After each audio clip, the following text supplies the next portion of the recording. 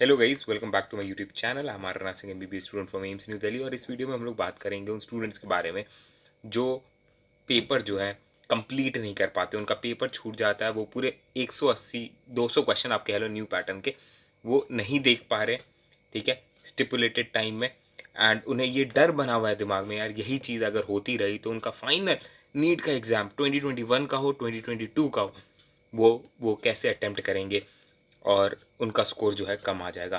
देखो यार, कई स्टूडेंट्स इस कैटेगरी में बिलोंग करते हैं, ठीक है, पेपर छोड़ने वाली कैटेगरी में, राइट। वो पूरा पढ़ के जाएंगे, syllabus A to Z revise करके जाएंगे, पर उनकी क्योंकि स्पीड कम है तो पेपर में उनके क्वेश्चंस जो है एंड के रह जाते हैं, या फिर वो क्वेश्चन रह जाते हैं जो वो रिव्यू के लिए डाले रहते हैं, एंड देयरफॉर उनका स्कोर जो है कम आता है, राइट। घर पे जाते हैं, वो छूटे हुए क्वेश्चन देखते हैं तो उन्हें रिग्रेट होता है, यार ये कितना आसान सवाल था, ये मैं करके आता आराम से मेरे को 4 नंबर मिल रहे थे, मेरी रैंक कितनी बेटर हो जाती, राइट। ये रिग्रेट मैं नहीं चाहता आप रखो अपने नीट के फाइनल पेपर में, राइट। पेपर देने के बाद आपको ये फील नहीं आना चाहिए कि यार मेरा जो है ना पेपर अटेम्प्टिंग स्ट्रैटेजी पुअर था, मैं पेपर स्पीड में नहीं कंप्लीट कर पाया, राइट। सो कुछ पॉइंट्स हैं मैंने लिख रखे हैं, मैंने टाइप कर रखे हैं, उन पे मैं बात करूँगा। प्लीज़ इन पॉइंट्स को आप कहीं ना कहीं नोट डाउन कर लीजिए, और बार बार जब भी आप पेपर दे रहे हो ना यार, इन पॉइंट्स को एक बार रिवाइज करके जाना दिमाग में, एक बार माइंडसेट को अपने ट्रेन करके जाना पेपर देने से पहले। इनफैक्ट जब भी आप क्वेश्चन बैंक भी लगा रहे हो ना, कहीं का भी लगाओ, ठीक है। आप किसी भी कोचिंग इंस्टीट्यूट में एनरोल्ड हो, वहाँ का आप अगर मॉड्यूल लगा रहे हो या फिर आप मेरा क्वेश्चन बैंक लगा रहे हो, टाइमर के साथ ज़रूर लगाना यार, ठीक है। क्योंकि prevention is better than cure, ये पहला पॉइंट है यार।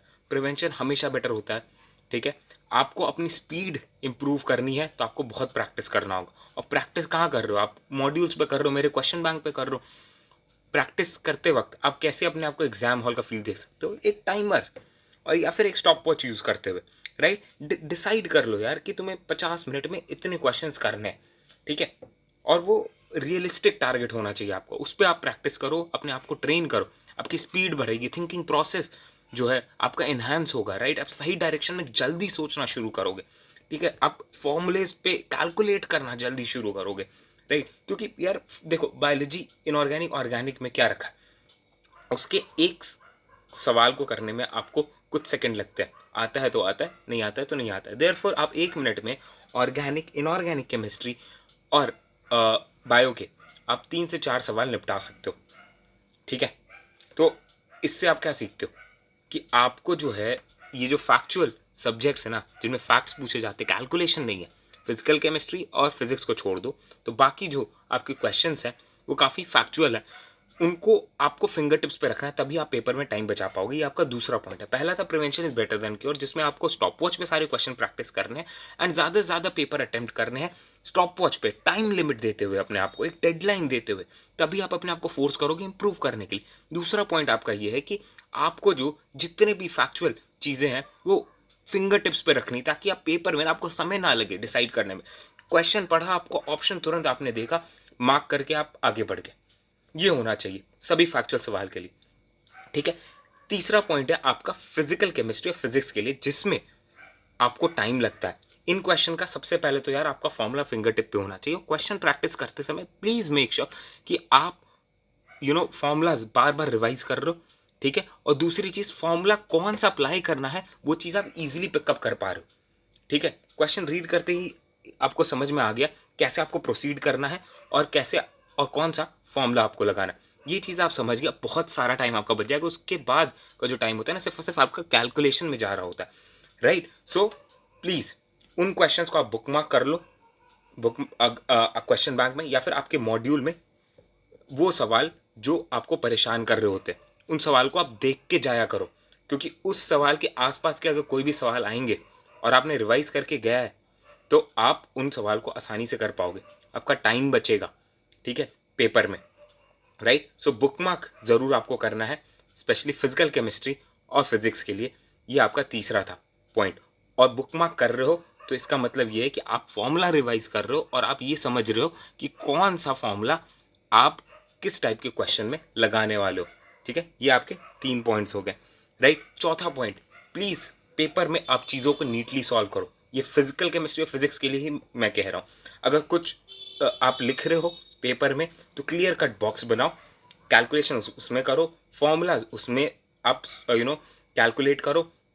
आपका अगर आप रिडॉक्स रिएक्शन सॉल्व कर रहे हो, कोई ऑर्गेनिक केमिस्ट्री का सवाल कर रहे हो जिसमें आपको लिखने की ज़रूरत पड़ रही है, सब कुछ क्लियर कट करो, क्योंकि अगर रिव्यू करते समय आपको दोबारा वो सारी चीज़ें करनी पड़ रही है क्योंकि आपकी राइटिंग ख़राब थी या फिर आपने बहुत गंदे तरीके से सॉल्व किया, तो आपका टाइम वेस्ट होगा और पेपर आपका छूटेगा। क्योंकि ये छोटी छोटी बातें होती हैं यार, जिसके वजह से आपका पेपर कहीं ना कहीं टाइम मैनेजमेंट के टर्म्स में बिगड़ जाता है। प्रिपरेशन अच्छी रहती है, एग्जाम हॉल से पहले वाले सारे फैक्टर अच्छे होंगे आपके, पर ये कुछ बातें आप गड़बड़ कर देते हो और आपका पूरा टेम्पो जो है ना पेपर में डाउन हो जाता है और कहीं ना कहीं आपकी एनर्जी लो हो जाती है और फाइनली आपका स्कोर इफेक्ट होता है, रैंक इफेक्ट होता है और आपको लगने लगता है कि आप बेवकूफ़ हो, आप अच्छा नहीं कर सकते हो, you don't deserve a good rank.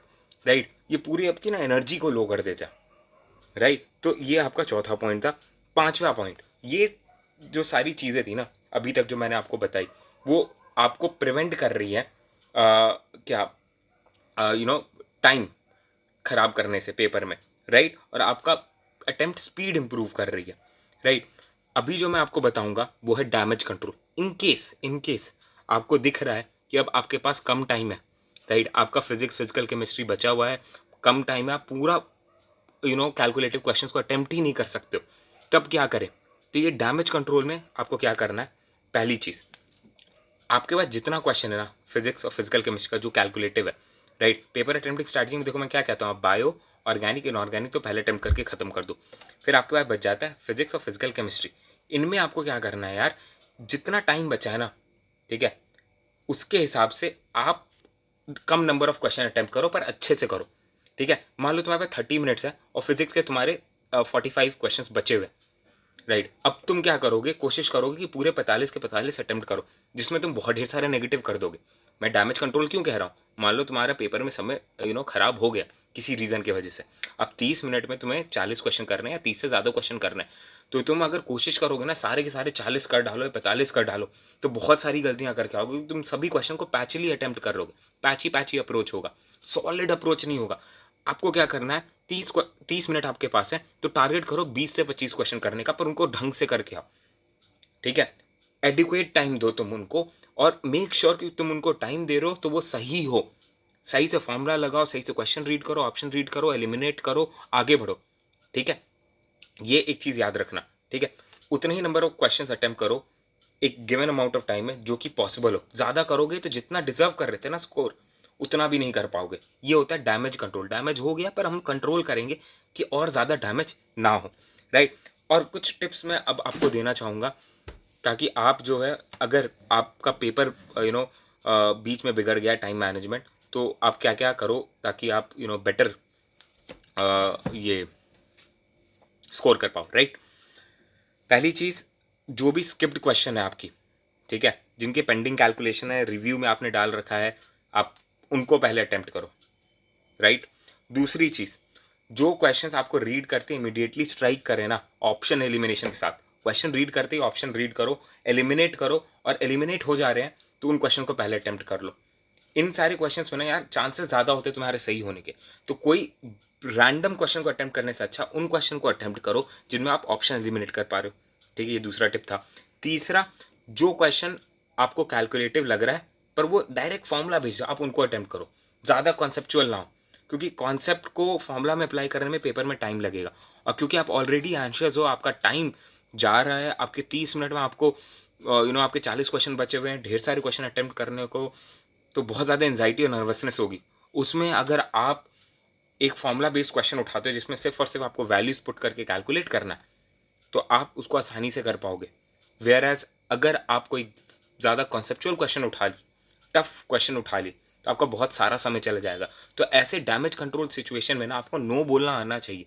उन सवाल को जो आपको लगे कि टफ है उनको छोड़ दो। देखो तुम्हारा टाइम कम बचा है, वैसे ही तुम्हारा पेपर डूब रहा है, पर उसको जितना बचा सकते हो तुम्हें बचाना चाहिए। राइट, और उसको इम्प्लीमेंट करने के लिए तुम्हें इन 3 बातों का ध्यान रखना होगा।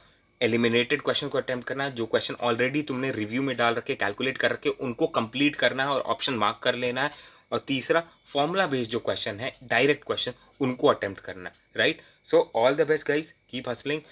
कोई और वीडियो आपको चाहिए आप प्लीज़ कमेंट सेक्शन में मेरे को बता दीजिएगा। आई नो थोड़ी हैफाजार्ड हो जाती है मेरी वीडियोस, बट यस यार, अभी टाइम का थोड़ा क्राइसिस चल रहा है, ठीक। तो मैं कोशिश करता हूँ एक शॉट में पूरी वीडियो रिकॉर्ड कर दूँ एंड रॉ वीडियोस अपलोड कर दूँ आप सभी के लिए। सिंपल मैं पॉइंट्स नोट डाउन कर लेता हूँ एंड आपको कन्वे कर देता हूँ without much of editing. All the best guys, keep hustling, best of luck.